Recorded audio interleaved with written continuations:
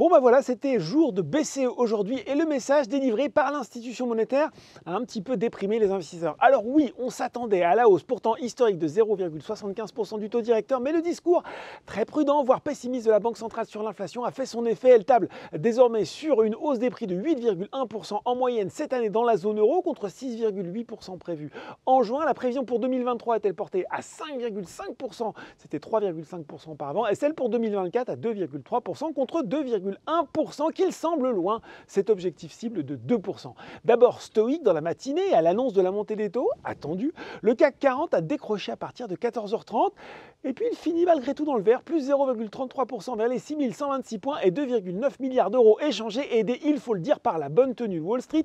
Outre-Atlantique, une fois le message de la BCE digéré, eh bien les indices sont à la hausse à 17h45, plus 0,48% pour le Dow Jones à 31 733 points et plus 0,73% pour le Nasdaq à 11 877 points. Si on regarde les valeurs en hausse sur le marché parisien, eh bien c'est le producteur d'énergie renouvelable Neoen qui termine en tête du SBF 120 devant Soitec. Les parapétrolières Vallourec et Technip Energy profitent du petit rebond du Brent qui reste néanmoins sous les 90 $ le baril. Sur le CAC 40, ce sont les défensifs qui sont à l'honneur, Eurofins Scientifique, Worldline, alors que les financières, les bancaires profitent des annonces du jour à l'image d'AXA, Société Générale ou encore BNP Paribas.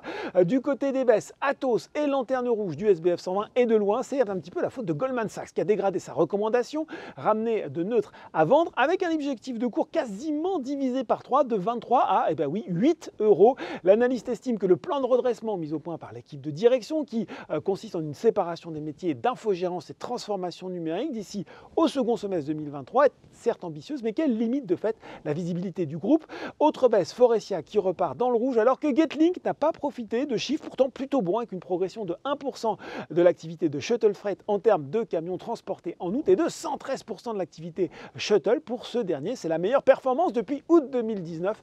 Enfin, sur le CAC 40, la première place des replis est occupée par Vivendi, sa filiale. Canal+ a été assigné en référé par TF1 une semaine après avoir coupé le signal des chaînes de TF1, justement. Voilà, c'est tout pour ce soir. N'oubliez pas, tout le reste de l'actu éco et finance est sur Boursorama.